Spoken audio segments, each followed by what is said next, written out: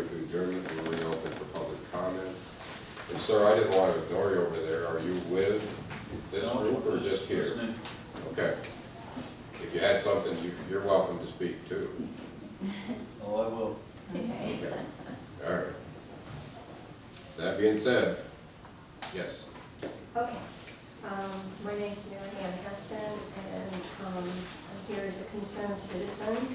I have been a volunteer stream monitor for the God's Country Water Dogs. I have attended numerous meetings of the Potter County Water Quality Group over the years, and have been impressed with their efforts to protect our public water supplies and also our water resources. And I want to start out by reading something. This is from a past issue of the Shale Gas Roundup. It's the October-November 2014 issue.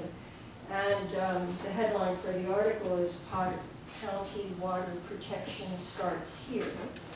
And it is informing the public about the activity of the Triple Divide Watershed Coalition and its sponsorship by the commissioners and the aims of the program. And I'm just going to read a couple sentences in the first paragraph of the article. It says, the difference between this effort and some previous water stewardship campaigns is an official imprint that includes county commissioners, planning agencies, conservation districts, and public water authorities, with technical support from DEP and Penn State Extension. Credibility and communication are important components. Long-range goal is to have each county take some responsibility for protecting the water from the point where it enters the county borders to the point where it crosses over into the next county. And I think we would all laud that effort. And I certainly have been encouraged by the effort that I've seen over the past few years by our commissioners and watershed representatives, and the information that we have gained from Jim Clark has been invaluable. It's all been good. Thank you. And all of it was leading up, I think, to a point where it would be needed. Okay, and I'm concerned that the JKLM release incident, I think that's a rather benign term for what actually occurred, but I am concerned that there has been no public meeting, and I've stated this at the town hall meeting that was held by private citizens in response to this incident. I stated it at the last water quality group meeting. And I said then that I was concerned about language and how it was being represented in local press. And I read, there happened to be an article from the Endeavor News about the incident, and it was described as a spill at the well pad, which is not accurate from what I gleaned from the meeting that was held on the 24th here with the various stakeholders. My understanding was that JKLM used a surfactant in an uncased well bore with 22,000 gallons of water. 98 gallons of surfactant. It was initially said 53, and then at the town hall meeting we learned that it was 98. And that their principal concern had to do with the chemical isopropanol. And we were assured that it would probably break down in the aquifer eventually, and that it would be diluted, and that bacteria would be part of the decomposition of the isopropanol, so that eventually it was not going to be a problem. All right, I'm going to go back to a few concerns before I distribute some questions that we have prepared as concerned citizens with regard to this incident. On, let's see, October 7th, Kelly Stemkowski from the Potter Leader Enterprise had an interview via email to a JKLM representative, not face-to-face interview, but via email. So there was plenty of time to parse the language of the response. Okay, and I understand, because they violated a DEP regulation with regard to using chemicals in an uncased wellbore through an aquifer, that they have to be careful of their language. But here are my concerns. One question, is JKLM's water sample testing different than DEP's? As in, are they separate tests? And are they of the same locations? And the answer is, our water sampling encompasses a wider area and more sampling points than a DEP. We are sampling the same points in some cases, but they are separate tests. Next question, are any other chemicals being tested for other than isopropanol, MBAS, and rock oil? Response, JKLM will continue to release information on the substances being evaluated that are applicable to this incident. Additional results from this sampling program will be provided as required to the state DEP. Then, you could go back to the interview and see the answers to the questions. But again and again, I'm seeing even DEP's notice of violations are not entirely clear to the reading public what happened. The notice of violation includes 1, failure to prevent pollution of fresh groundwater. 2, drilling through fresh groundwater with a substance other than air, fresh water, or freshwater-based drilling fluids. And 3, violations of Pennsylvania's Clean Streams Law. Okay, it doesn't say what was said at that private meeting that certainly clarified what happened, in my eyes, and I think for many people who were there. It wasn't a spill, it was a deliberate injection. It was to free up drill bit. I have a question, well, okay, so they used this knowing it was in violation. Whoever did it, I'm not saying the entire company was aware, but perhaps there was a chain of communication before the chemical was used, injected into that aquifer. But, I think that's an important distinction that the public doesn't know about it. And I know that there's this prejudice that, we don't need regulation, or regulation is standing in the way of development, and we need jobs. And of course, my perspective is that we do need regulations, we do need laws protecting our water supplies. And it is much better to prevent pollution than it is to clean it up.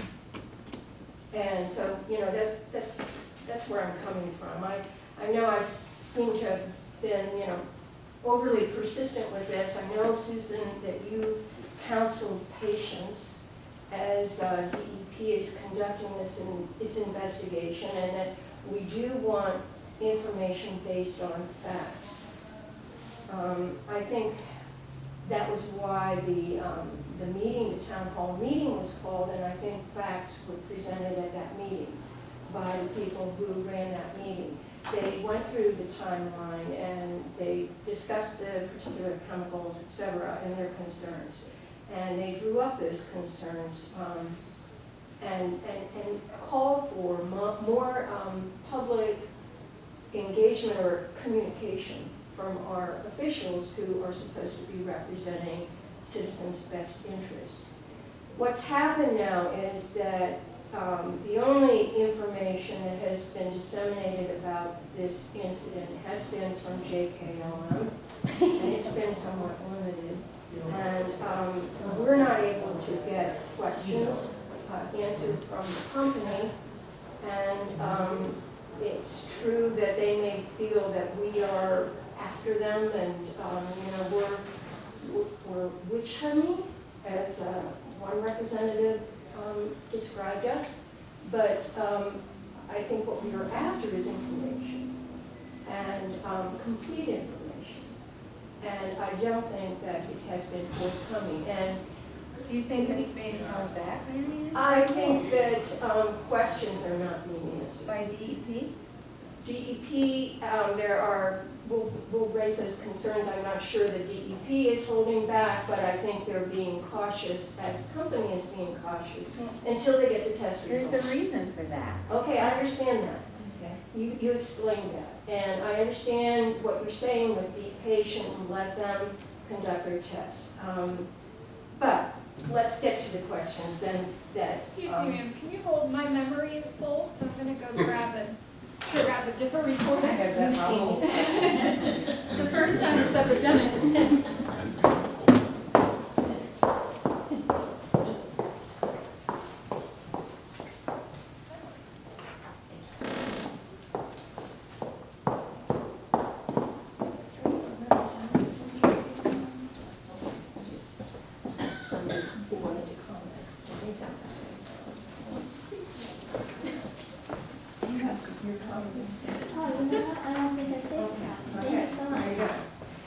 Okay, so I know Melissa Troutman sent these questions to you and asked for you to respond. She informed us she had not received a response to these. So, and I understand what you're saying about the reason, for withholding comment until all the information is available. But I also think there's we could be asking DEP questions, we could be asking the company questions, and the answers would be more forthcoming if they came from our elected officials than coming from citizens. At least that seems to be the case.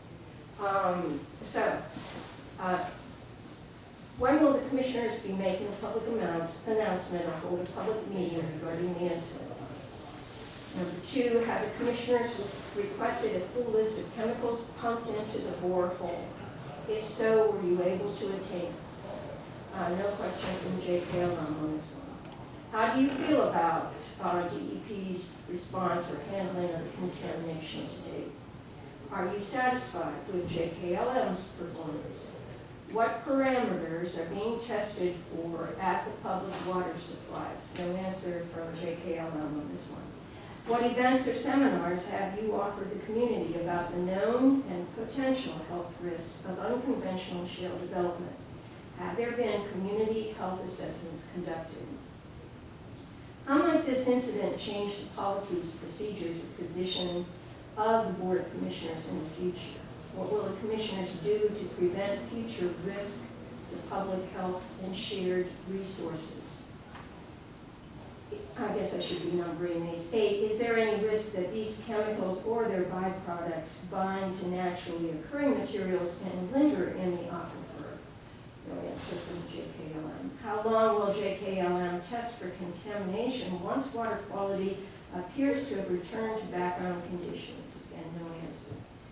Number 10, how far away from the wellbore is JKLM testing?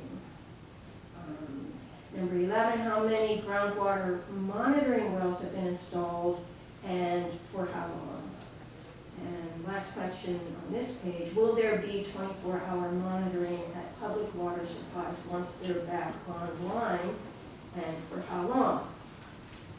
Okay, and then the next page, this is a quote from a response posted on Solomon's blog with regard to the article from Public Herald, the 5th part of the Public Herald series on this event, which I have a copy of if you haven't seen this on Solomon's blog or read it from Public Herald.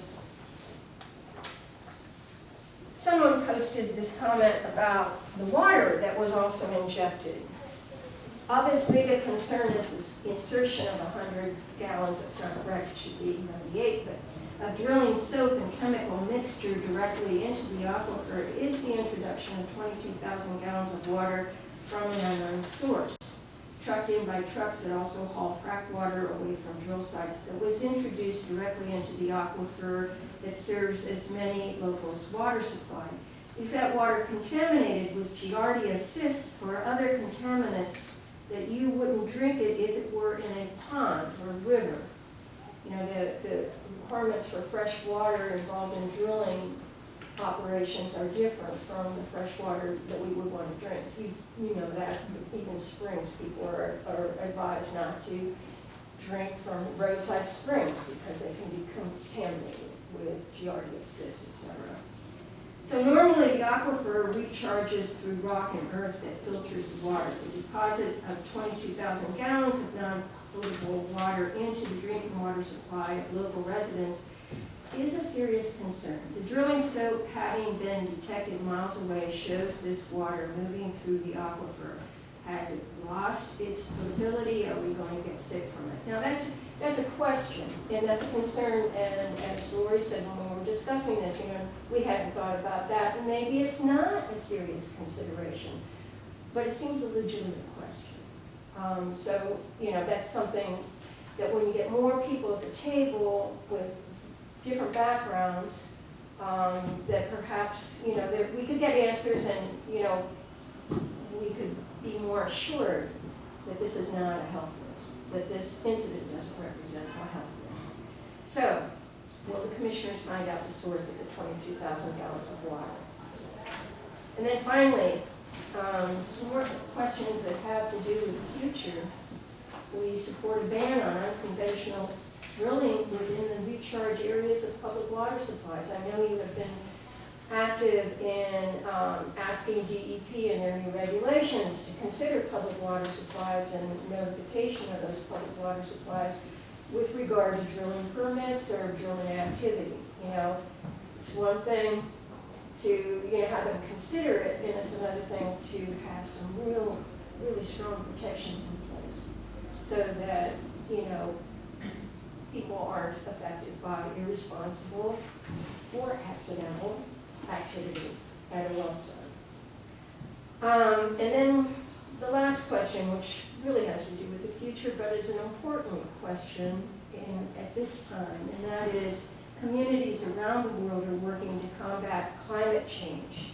And if you are re-elected, will you dedicate efforts similar to the Natural Gas Task Force and Natural Gas Resource Center, efforts into county-sponsored renewable energy initiatives, because this is where we have to go. I listened to a tape of yesterday of Tony Angraffia talking at Mercyhurst College. I would recommend you listen to him speak. Did you see that? Okay, so he talked about the whole idea of natural gas as being a bridge fuel, you know, and bridge from dirty fossil fuel to clean, renewable energy. And he said, what's a bridge for? It's for going over a gap, and what are we doing? We're building a bridge based on a fossil fuel. And that's not really, did I understand him correctly? Yeah. Basically, he called it a bridge to nowhere in some ways. He called it a because- game plan. A game plan, too. He called it a game plan. You know, that even if we do have, you know, all our energy suppliers, all our power plants, et cetera, converted to natural gas, we still have these troubling consequences from unconventional well drilling that have to do with methane migration into the air through venting. We have the risk to our water supplies. You know, we have the truck traffic, et cetera, the destruction of our state forest land, et cetera. There are all these things. So I think it's important that just as you have tried hard to promote job growth in the area with regard to natural gas development, because it looked as if it was going to be a good thing initially, that we'd also be looking at what about alternative energy sources. If we had given as much money to clean energy development as has been given by special tax dispensations and et cetera to the fossil fuel industry, how much farther along would we be? toward clean energy sources. So, you know, we're calling on you, what would you be inclined to do to? You know, in the late seventies, my brother was a Powder County planning director. He did one of the first seminars on solar energy. Data City we had here, we brought in experts from all over. Mhm. And that's a renewable energy that's come a long way, I think. But following it worldwide, Germany really took a strong stand to promote that, and then they went bankrupt in the effort and had to pull back a lot of their initiatives. They did subsidies for homeowners who would use that. So there's a lot of kinks to work out, but I think I like wind energy, I like solar energy. All those have a future and a part. They should have, Yes. must have, actually, I think. But there's so much that has to be worked out in the meantime. I agree. I'll make two, I guess, either comments or responses, because I want to slip them in now, because the issues that have been raised here could probably generate, how long is your recorder go? Probably 8, 10, 12, 24 hours of dialogue, because they're very deep topics.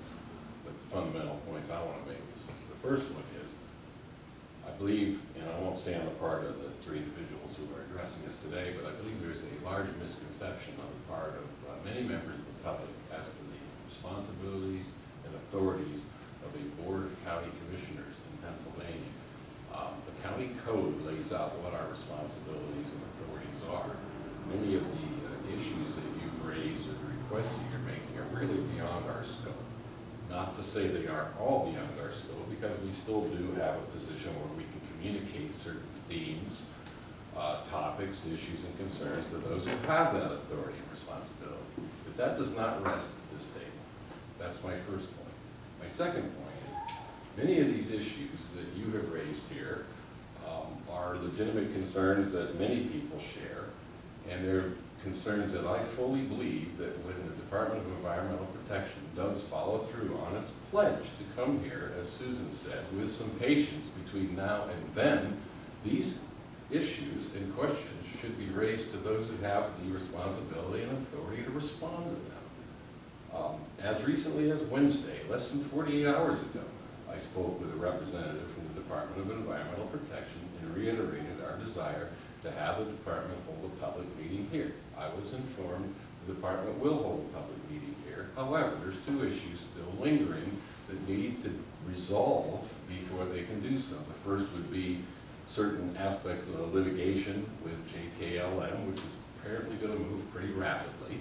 I think, fines will be paid, and at least the legal aspect of it is going to be put to bed fairly soon.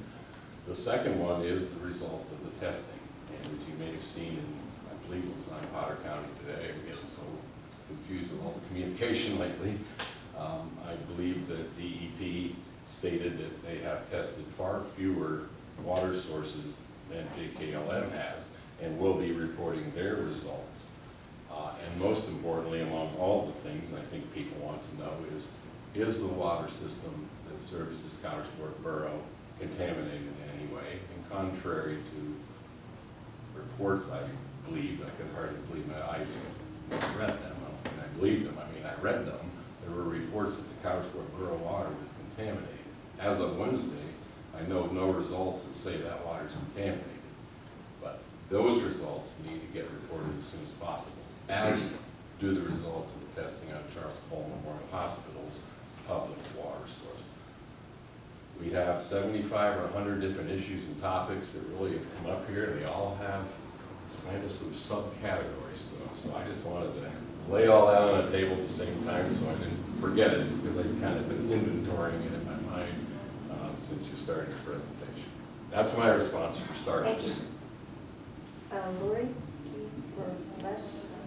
Okay, I poured out this petition that was brought up at the Water Quality Board, and a couple people signed it there. I have 2 full copies, or pages here, and there's more out circulating. I'll say that this isn't a hard sell to get people to sign this. All these just sit on a counter, and people are aware of what is going on, and it's explained here.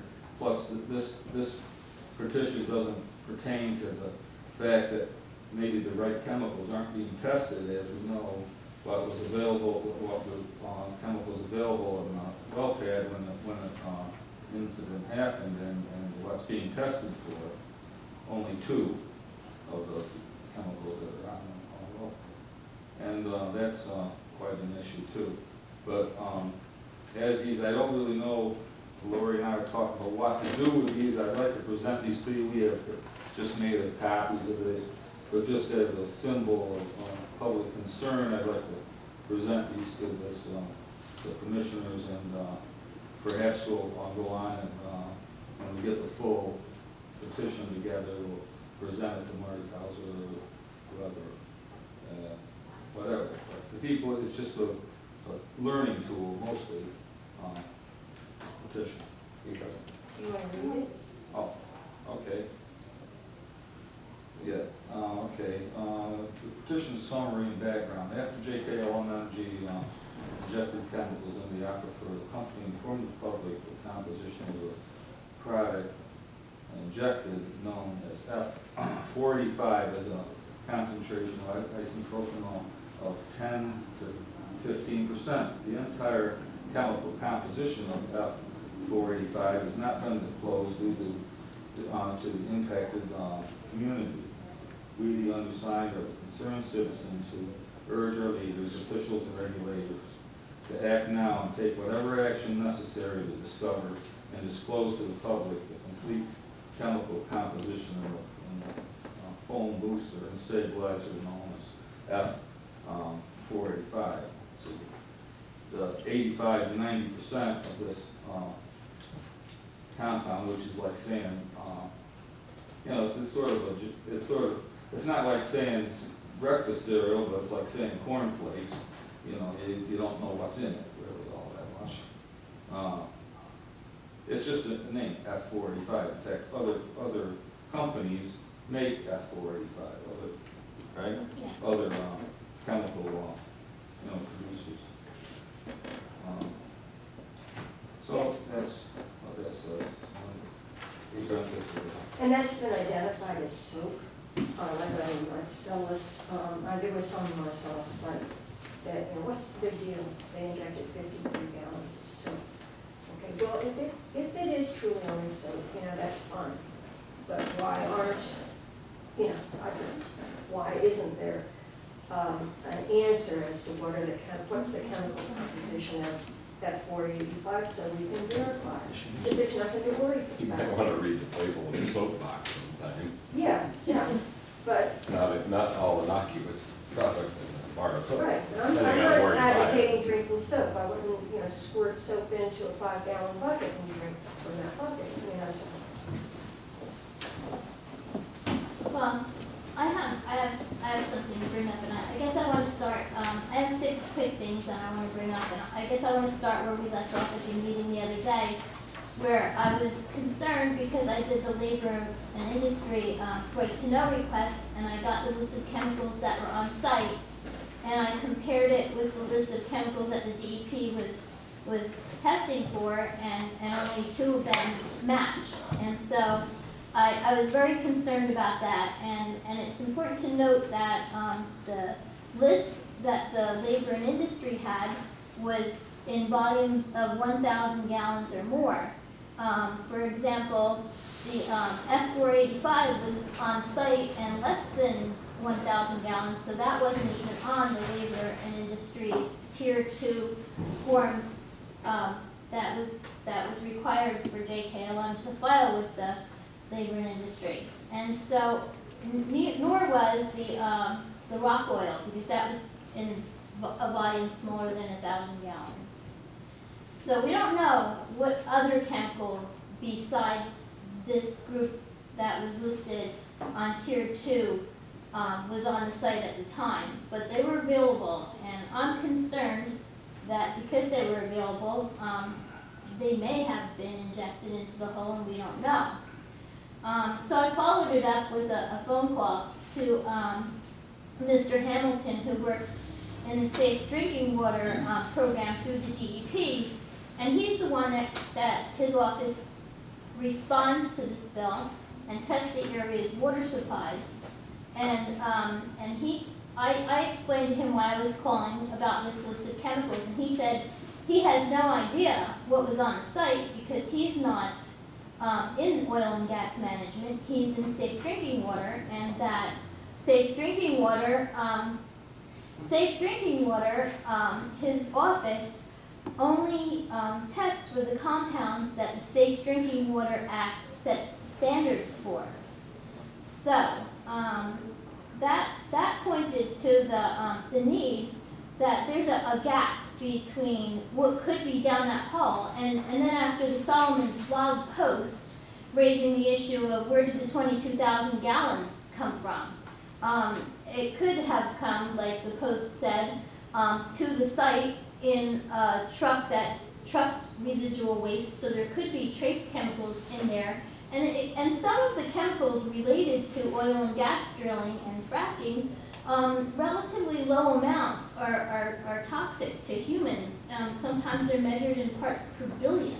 So I think that it's important to recognize that there's a gap, and I'm not saying that the DEP is not doing their job. I think that they are doing their job, and that their job is to ensure that the safe drinking water standards are met. But there's a gap between what the public needs to know to ensure their water quality is safe and what the DEP is testing for. And I don't know who to go. And I understand and I appreciate you saying, hey, it's not my job. I don't agree with that because I feel like it falls directly on your shoulders because of the past work that you guys have been doing with the water quality meetings. I didn't but say not our job. I said it's Okay. not our responsibility or authority. Okay. The authority would okay, I be part of translated that. that wrong. I I heard could be that jumping wrong. up and down and holding signs down at the DEP office and sending emails and making phone calls and knocking on doors, and I would have just as much authority by doing nothing, because there is no authority. misunderstood. That's what I said. Okay, Didn't I say we're not misunderstood that, I interested. apologize. What I'm saying is I want you to recognize that there's a need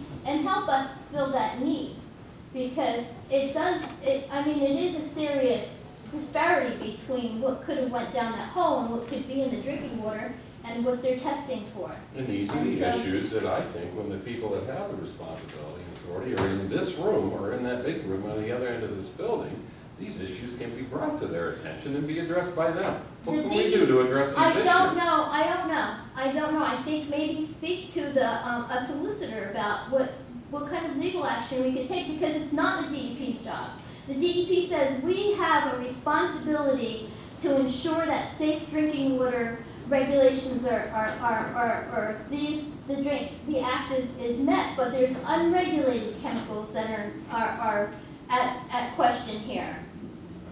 Chemicals that are not being regulated by Safe Drinking Water Act, but a reasonable person like me, a dummy, would say, hey, I'm not sure what they put down that hole, and I want to know before I go to my tap and put water in a cup and hand it to my grandchild. So it could be that the regulations are inadequate as to chemicals that are covered. That would then go back in the hands of the state Yes, legislature. but being there's no with the regulations authority. in place and the Right. need to answer these questions before we put the public water back online, maybe there's a window of time that we're missing. Maybe there is a statutory limit of time, and we need to start acting on this now in order to ask JLChem or force them to pay for a broader, more complete analysis of our water.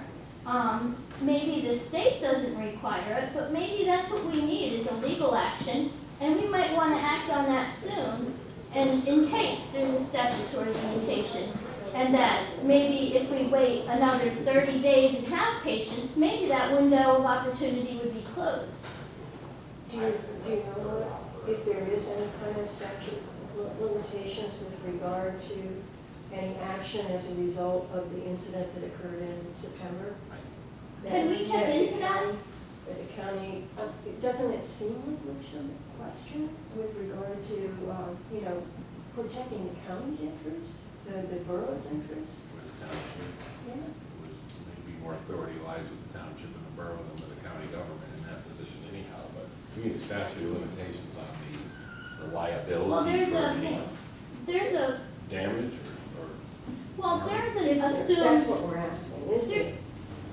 there's an assumed liability if somebody's water is impacted within 60 days or 2,500 feet or whatever. I might be wrong about those numbers, but you've heard that, you know?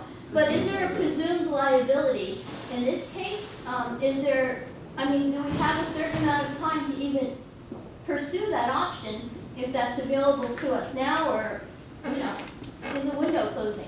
I think that it's important to discuss this with an attorney and see At the I don't risk- know the law, I'm At the dumb. risk, trying to determine a timeline of any amount here, it seems like we've gone into a Q&A period in which more Q&As are being, questions are being brought up, we're thinking about this, we're thinking about that, that's all wonderful stuff.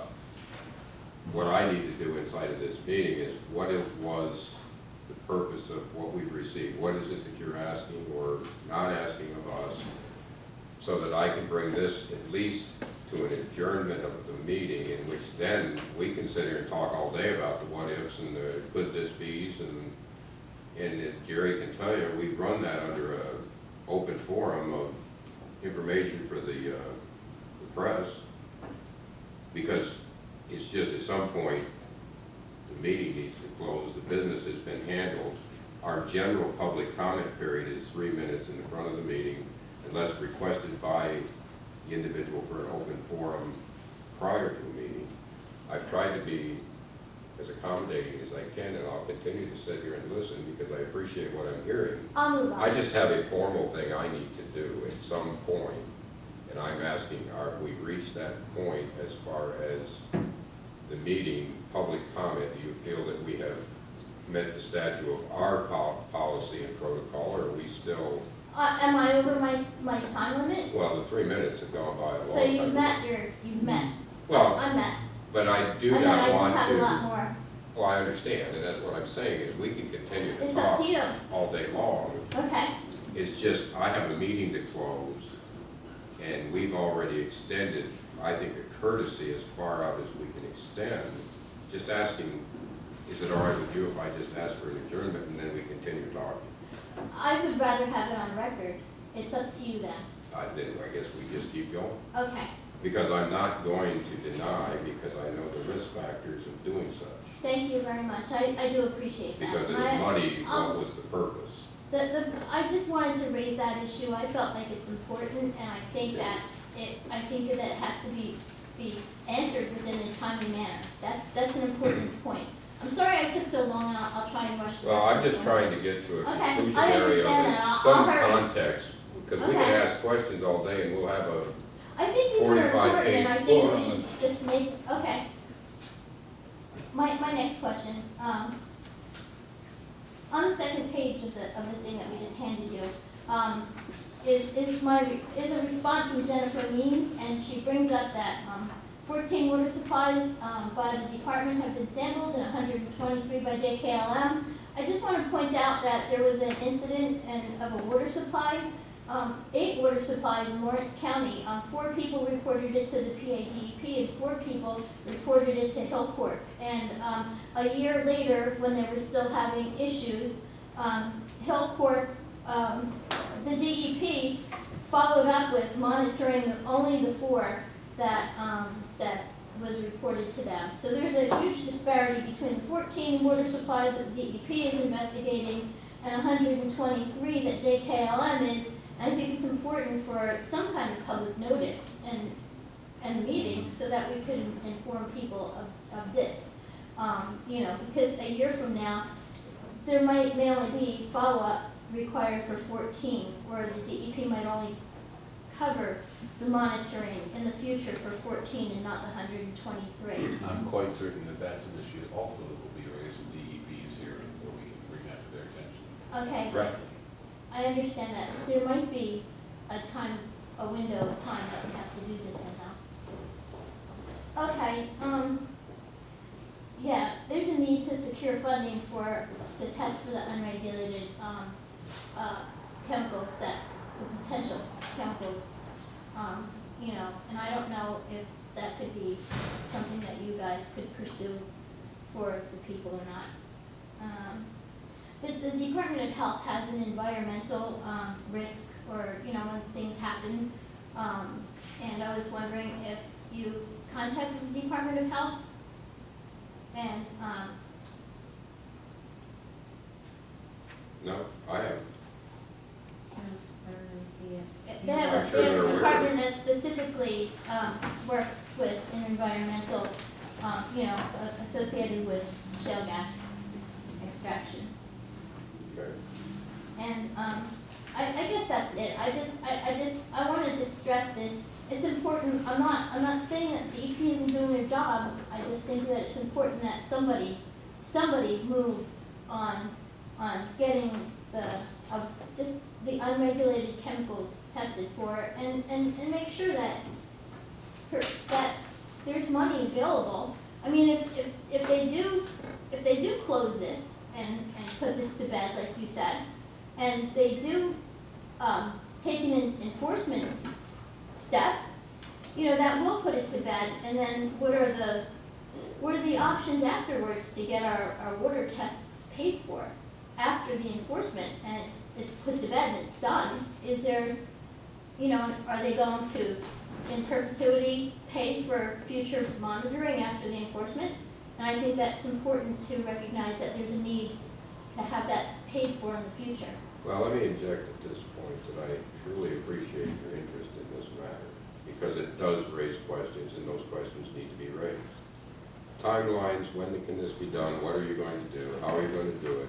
Those are difficult answers, because none of us have any more answers than you do.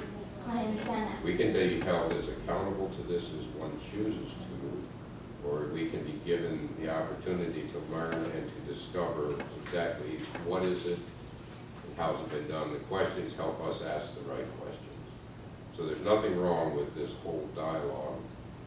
It's just I'm not sure that I can answer these technical questions without researching a lot of information, in which I may come up with an answer that's already obviously been researched. I do know a lot of these questions have been asked already of those who probably can answer them, and there's been answers given, they just don't seem to be adequate. That being said, you know, that doesn't mean you don't keep asking. All I'm saying is, these are things we need to know. We didn't spend the last years, engaged as we were as this Board of Commissioners, to educate and bring knowledge to the citizenry ahead of this whole Marcellus Shale drilling, so they understood what it was and how. We made a concerted effort. Now, the incident occurs, what do we know and what did we know that's affected and or part of this? We're now finding out we should have known this, we need to know that, we need to do this.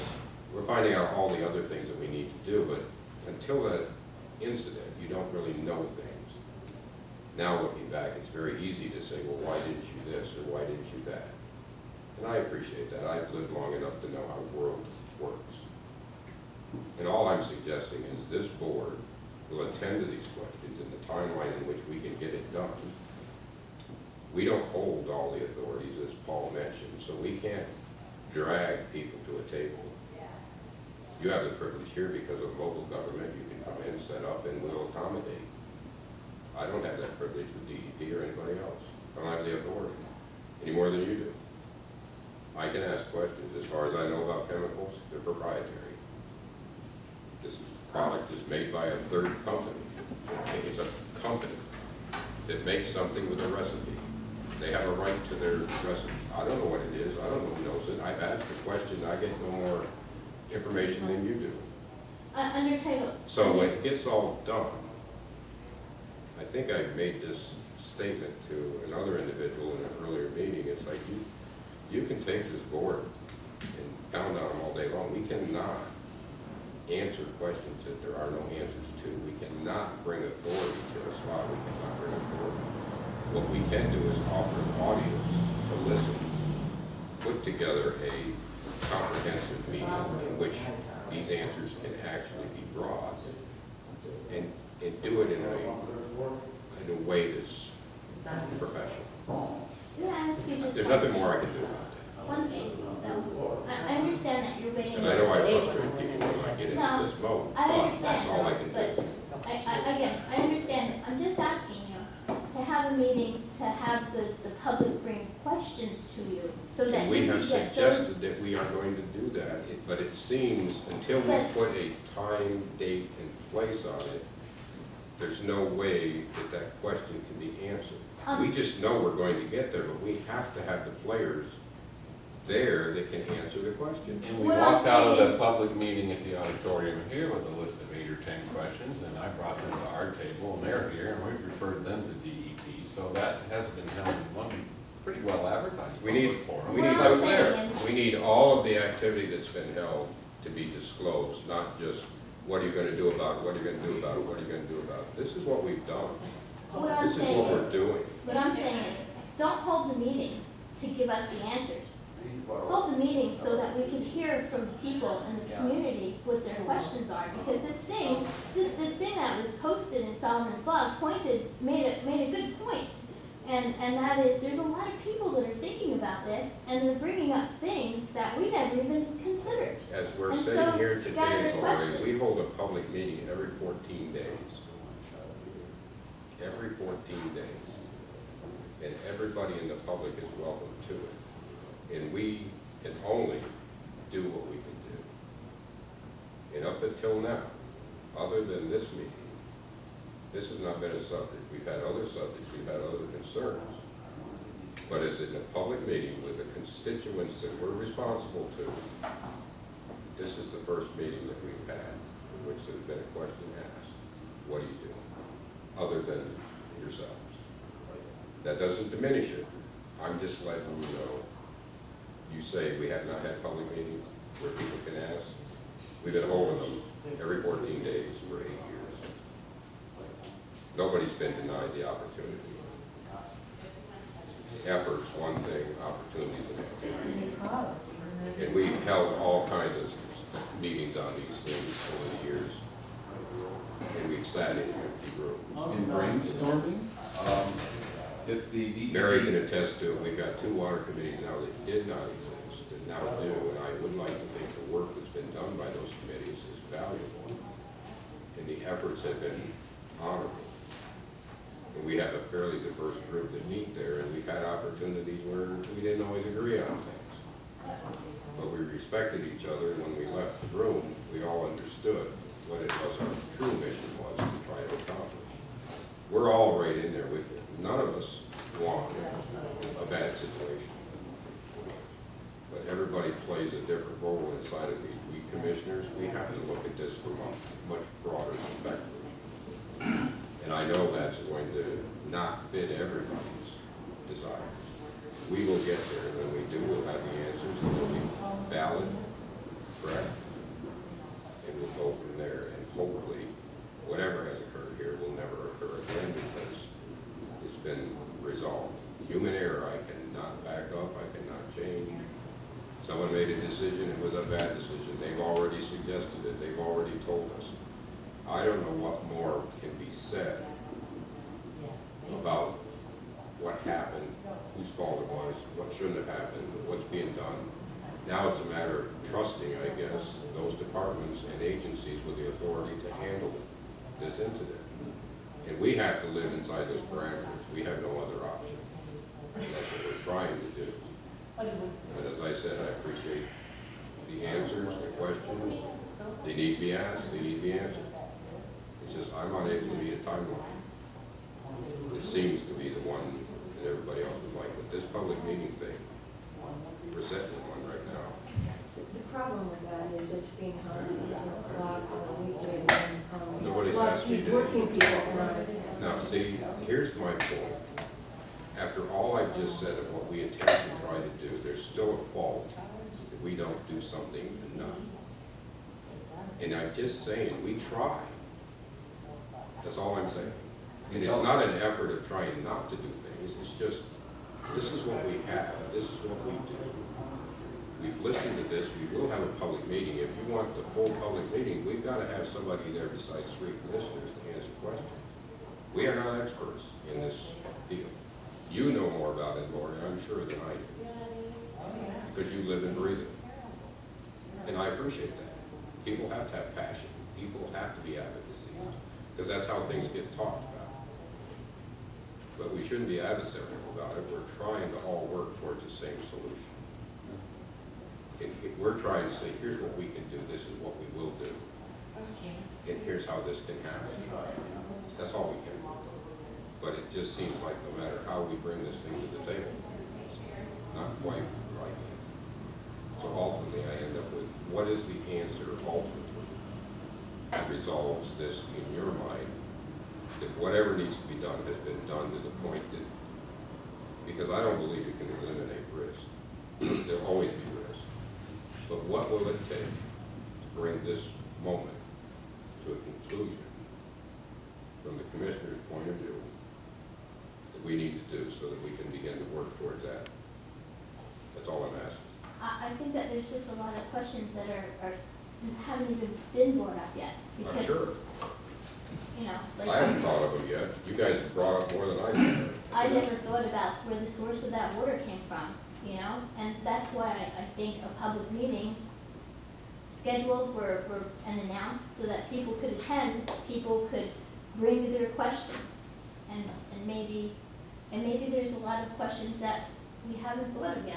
And I know think questions bring questions. And I understand you're In saying my world. meetings so that you can have answers, but I'm saying meet with the people so that they could bring all the questions that we haven't maybe thought about to you, so that you could be our voices to the DEP and the Department of Health and the solicitors, and you bring these concerns and get the answers. Second meeting. Well, I think there's a process that could be put in place when DEP gives some kind of an indication when that meeting is going to be held, where a list of questions could be compiled, and there has to be some process. I'm not sure it has to be a public meeting. Maybe it has to be through some online submission of it. Somebody could compile some questions. We could filter through them. We could, informally communicate back and forth as to what they might be. You've raised 6 or 7 here. I chicken scratched them on my paper here, but I have a pretty good memory. Plus the ones you've handed in writing. I think we got about 10 already. I think that there's a way to put a system in place to continue to get questions and boil them down in a way where we can handle them in a 2-hour meeting that DEP puts itself up there ready to respond and probably be on the defensive in some ways. At least let them know what's coming so they can prepare for giving good, authoritative, full answers to them. Yeah, a lot of them don't have anything to do with the DEP. Like, what's the, really, what's the county's options to get the future monitoring costs paid for? If we want to broaden it to the unregulated chemicals that could possibly been in the truck, trace chemicals, the DEP did their job there. They're testing for safe drinking water standard compounds, that there's standards set for by the Safe Drinking Water Act, but this goes beyond that. There's a gap, and that's the gap that we need filled, and who's going to fill it? Even if we had a meeting with the DEP, they're going to give us the same answers as the one that I got, and they said, hey, we test for safe drinking water standards, nothing else. Well, let me ask the question this way. You've asked the question of whatever this gap is and how, do you have a solution to how we're going to do that? Because if you do, there's no sense in me It trying to costs figure money. it out. Hire a lab, and maybe, And how do you pay, I mean, maybe do you send that have, bill to Terry but do you have a Pegula. solution? Look, Yeah. you have a solution that you have worked out all the No, question is I followed don't by a have, question? I have questions. I don't have any. See, I'm solutions. asking for, I don't have the answers either, Perhaps a but solution- you've obviously thought this through. No, you know what, this was brought up, I didn't. I'm just thinking that this is a question that we need maybe an attorney to answer. Can we Right.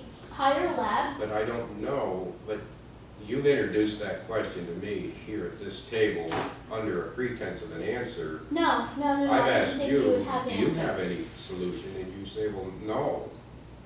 How could I? I think that that's the question, is that there's this question, who could pay for this? And is the window of time even for a legal proceeding to begin Would you be closing. would you be willing to lead a research team that specifically isn't going to come up with answers so that we don't have 70 people trying to find a solution to this? I'm not an expert in any of this, so I Yeah, can't but when give answers. Me, just if I ask questions. questions or if I take responsibility for something, I feel compelled to be engaged in the process, not just fire questions. I'm just asking of you. There's a You've job done a lot of for it. research, you've done all this work. Can you bring me both sides of the table answers to a question that you just asked, encompassing things like, how are you gonna pay for it? Who's gonna be responsible? No, Not I just a- can't, no. Because I can't. just telling somebody, here's what I want you to do. No, it's this like, is a question dig me that a you gotta ditch. ask people. I Ask know. an attorney, ask whoever, but it's something that we So when need we have our done. public meeting, we can anticipate you will come with the questions, I'll have questions, but but will they be in a way that people can actually answer them? Will we know ahead of time, or are you gonna research them at all? I'm not or- asking you to answer them now. I'm saying find out. Bring Well, I these know, questions. You're part of the water quality work group, and this is Well, a so water are others.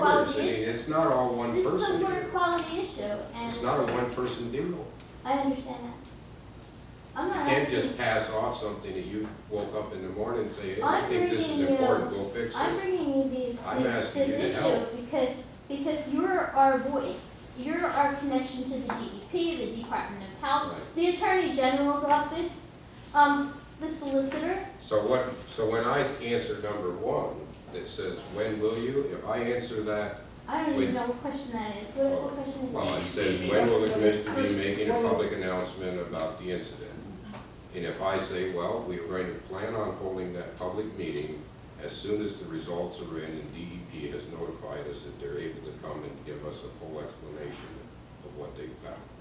If I said that to you, does that satisfy? No, it question sounds number? evasive because my question and concern is the unregulated chemicals I know, that, but the question that are not says, regulated. when will we do that? And I- I say, here's when we'll do it, and we do not have that answer. You know How what? can I respond to I that? really, because you're not getting the question. I'm asking you to hold a public meeting so that people can come from the community and pose these questions to you. And we You're have. saying, what you're saying is, hey, how can I have this meeting if the DEP isn't ready? No, I'm just saying that's when we'll do it. Okay, so Laura's point is that And then we'll talk posing about the the questions would help you prepare for the meeting and give DEP advance notice rather than right at that big public meeting with DEP and JKLM attending, that you would get input from people who have concerns, who have had time or taken the time to ask those questions. You would get those beforehand so Yeah. that DEP could gather the answers instead of saying, well, we don't test for that particular chemical, we're just, whatever the discrepancies are. And there's another thing I have a question about. At the water quality meeting, you asked, tell me what you want. Tell me what you want. And so we said then that we wanted you or someone from the county commission to call DEP. And I did. And what did they say to you? It's proprietary. They said that? It's proprietary and, It is a product produced by a private company, and it is them that set the parameters of the disclosure. even though Not the it was company, introduced not- into an aquifer against DEP regulations. That doesn't mean DEP can't subpoena it, that doesn't mean they can't go find out, but to ask the question at the protocol of what it is, and they don't like it either, is my understanding, because they want to know. JKLM doesn't like it. They said They that's wanna not know right. what's in it. They can't I get it. read Title 58 and the non-disclosure act, and that covers them when they're fracking, but that doesn't cover them when they're trying to save a drill bit. To see, this is what I'm talking, and we're probably gonna go all day long. on Well, you this thing. brought it up, that's why. No, but what I'm saying is, I gave an answer when requested of what did you do, I did. Thank you. I'm glad you With, requested. within seconds, it's dispelled because I've read Act 58 and here's what really, it's like this thing cannot be answered in a format of any public meeting or otherwise because there's too much to it. Yeah. it's I've something- not spent an enormous amount of time studying drilling. It's just, I do not have the time to do that. I appreciate the time you put in it. So you have an advantage over me from the standpoint that if I answer a question, there will be some way to dispel that question is not quite correct. It'll be almost accurate, but not quite. And this just goes on and on, Lori, and I'm not trying to be mean-spirited here. I'm just trying to basically say, let's keep talking. Once again, I'm still under an open meeting. I would like to close it and let people go back to work. Because if your purpose is to get it all into some kind of a public minutes, as if everybody's gonna be lying about this, then I'm a little bit discouraged by that. No, No, that's not our purpose at all, and I would You've got- suggest that these obviously, questions there's were something submitted, building these in it, first so- 12 questions were submitted to you But we have them. last week, and you had them. So a couple of questions that you could answer, Well, I'm looking at. Number 6, what events or seminars have you offered the community about the known and potential health risks of unconventional shale development? Have there been community health assessments conducted? Let's just take that first question. The first question or the Yeah. two-part question? All right, let's just take the first part of that, number 6. Well, I'd say the first part, we've been holding meetings since what, 12, 2010. 10? So to me, the question asked me that specifically, what have we talked about, and we've done all that. Well, I would say I've been attending all those meetings fairly religiously and at my inconvenience coming across the So what county you're at gonna- night for those meetings. And I would say that I never heard an expert on health risks with regard to unconventional gas drilling lead a meeting or even be a part of a meeting. I may be wrong, I may have missed that meeting, but that's. But let me just, and let me what go back about- here again, Mary. You asked me a question, I gave you an answer. Now, you're telling me I didn't do it, but I thought we helped, it says, have you offered to the known and potential health risks? We've had conversations in meetings about those subjects. To what degree can I answer here today, I couldn't tell you. Now, within seconds of me trying to answer a question, you've already indicated to me that, no, we didn't, I wasn't there, you never said anything. So I'm not sure, once again, I don't mind answering questions. It's just, I can't answer that to the satisfaction of whether or not we've done an adequate job or whether you believe it to be true. I'm just answering as truthfully as I can. Since 2010, this county has been engaged in the process of trying to educate individuals and ourselves on what we need to know, and we've held seminars and talked about it. We've laid out opportunities for individuals to suggest at the end of the meeting, what would be the next topic you would like to speak about? And we've accommodated that, and I've never heard anybody say, we want to talk about this. Potential health risks? No, because we would have offered it. We, So in fact, then we the went, next We question had EPA is, will you- experts, we had experts on just about every facet of gas development you can think of.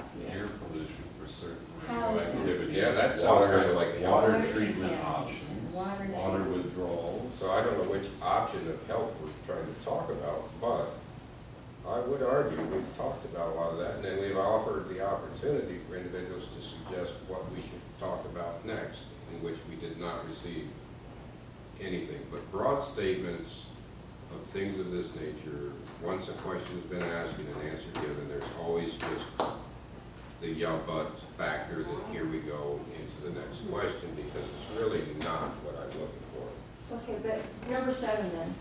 How might this incident change the policies, procedures, and position of the Board of Commissioners in the future? What will the commissioners do to prevent future risks to public health and shared resources? Could we have someone like from the public health department? I don't know. There's certainly advocates for public health who have been vocal with regard to the risk.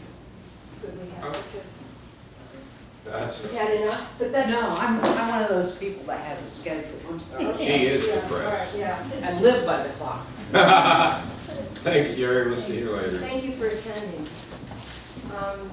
you know, that's something I'd like to see, you know, because there are plenty of, Well, that's a legitimate health advocates request. who could be, all right, so that's something I would like to add to this, because we sent it to you earlier, so you would have advance notice of what our concerns were.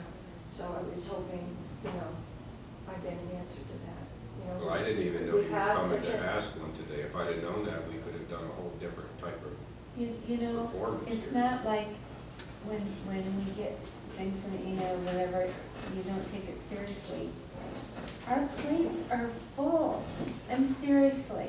I mean, there were other issues that we had to deal with right then. I had to go to Harrisburg, just got back this, you know, it's not that this isn't important, it's very important. That's why we've tried to do what we did all these years. Mhm. And get safeguards and information and everything in place to inform the public. And I appreciate that, Yeah. yes, I understand, okay. You still take Sunday mornings off.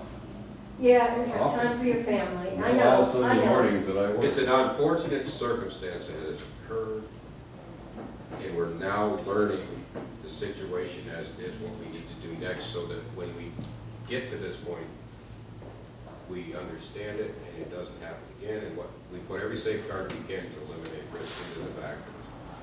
We don't have any idea what our authority is, we don't know where everything lies, we're working at it the same as you are. Now, we are having a conversation every day about this, that, and the other thing. It doesn't mean we're not working and thinking and talking. And we will get there. But once again, I appreciate your coming in and to discussing this, and I appreciate the fact that we're able to get to this point in the conversation and still be professional and have respect. It's just, we can't affect things in such a way to make them go away, never had them happen, eliminate them in the future. The best we can do is manage to the risk factors that we're aware of and become as knowledgeable as we can in the facts and science as it is. And that's all we can do. But I do know if they'd have held a hearing on automobiles when they built one, and he said, well, you know, the only problem with this is going to kill 55,000 people a year, it maim hundreds of thousands, and there'll be just all kinds of devastation in this country and tragedy because of automobiles. We wouldn't be driving automobiles. But we do, we have an accepted risk that we have developed, apparently. And it's not right, wrong, or otherwise, it's just a fact. We have energy, we have a risk, we try to manage them. That's why you try to build a safer car, that's why you try to do things. But all of that comes out of tragedy or incidents or situations that none of us wish would have happened, but out of it has to come knowledge. From that knowledge, we're gonna have a much better chance of preventing it from a second occurrence. And that's all we're trying to do. And that's my last words on it. I don't want to have the powerful last words, but I didn't handle it. But the one fellow I talked to today lives up North Howell from me. House next to him, Wagner, it's very serious pollution there. I mean, there was foaming in the house, it's awesome, you know? Right next to him, he had his water tested, they come back, it's okay. He hasn't had it tested only with JKL. There's 2 young children in the household. He's still drinking bottled water, won't drink anything but that. But to have your water, I just want to use one word, suspect. You don't know if it's good or not. When you turn on that tap and you're using it or you're taking a shower, it's a terrible thing. Nobody should be subject to that by another person, and that's what it is in this case. Somebody's doing it to them, you know? And the guy's very unpolitical and what, but that's the situation. Suspect. You know, turn on your water and you wonder, am I gonna get poisoned? Am I poisoning my kid? Well, I appreciate what you said. Exactly.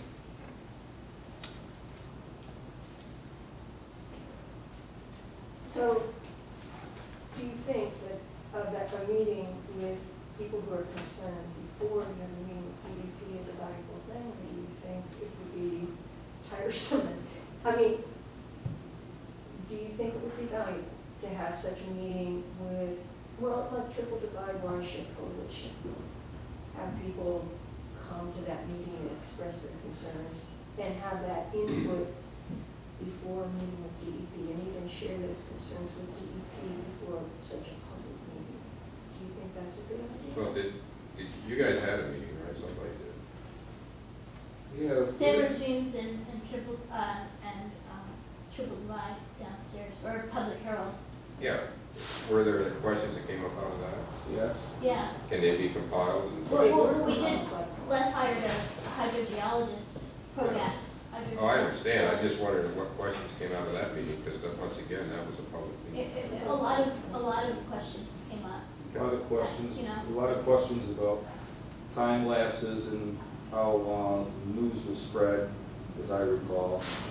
Not too many technical, chemical questions. Did the gentleman, I don't want to go on the meeting too long, but it stuck in my mind, did the gentleman, the hydrogeologist who's brought there, did he not say that some of these same chemicals and substances are used in water well drilling? And that if we're concerned about the incident in North Hollow, we also need to think about what's going on with all the water wells. He did say that he was the best guy on your team. Yeah, I mean, This guy what? he was the best guy on the gas drilling team. He said your team. Well, Yeah, That was. I asked him He in. did say Freudian that. slip, I guess. Well, yeah. I didn't know I was on a team till now, you Les. know, okay. Yeah, we thought we were just here to. Or have been stereotyped or labeled in some way. Yeah, no, he was a hydrogeologist from Wells, and he was also a well driller, and he sits on, boards that help write well drilling regulations. Mhm. You know, he did say that they use surfactants in some amount of surfactant in drilling wells. Yes. Was that But when fleshed the out at all? follow-up question, how did it get 9,000 feet away in 96 hours? He's like, Yeah. I don't know. And he You should have know, done that- that kind of stuff. Now, meaning that, you know, like, it wasn't poured into the well either, you know, The like. you volumes were much higher at the JPL thing. And, He and did in point order that to out. get it, I mean, like, just the very idea that he was saying, you know, that this 22,000, or they said 21,540 gallons went down into the hole.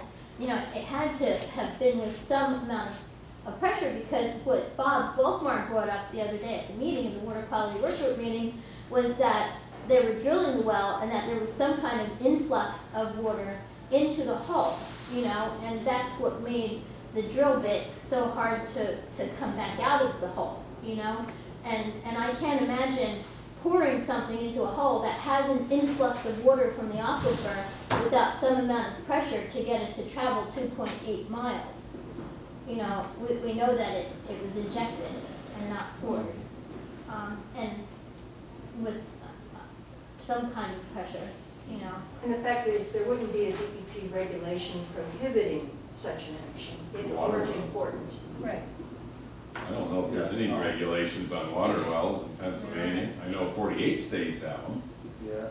That's the problem. About Brian Orm, I thought of bringing him in because he got in touch with us about abandoned wells. He had an interest himself in abandoned wells. Yeah, he's been out here in And Potter County. he's been out here before, and I didn't really think he was coming here with a bias of one or the other. I mean, the guy just came, he left King's College where he's teaching an ethics course and drove here directly the same day. I mean, that's, you know, he does a lot of educational stuff, so he said, you know, he's trying to compare it to something, but he is I respect the man a lot, you know, it's just telling like it is. So if he said that, I mean, at the time, I thought, oh, geez, I mean, you know, is that the same thing with the same chemicals we're talking about? I'm concerned about that. So, some of these surfactants were told by, there was a thing on Facebook, as I was saying, and somebody else that seemed knowledgeable, you know, you get the information where you can get it, then you look and see how it is. But they said some of the surfactants are very toxic and, you know, really dangerous stuff. Well, can we agree, we all have a deep concern about the situation? We all understand there's more questions that need to be answered. And there's a reason to make that happen. The how, when, where seems to have some differences in it. I don't disagree that there's value in having a public meeting in which there can be questions brought to the table. There's other ways to get questions, but for me, I'm not saying let's wait for DEP because it's somehow a stalling or whatever. We need DEP in order to get questions. I'm just saying, we have had a lot of meetings. And when we get done, we always walk away with more questions than we do answers. It would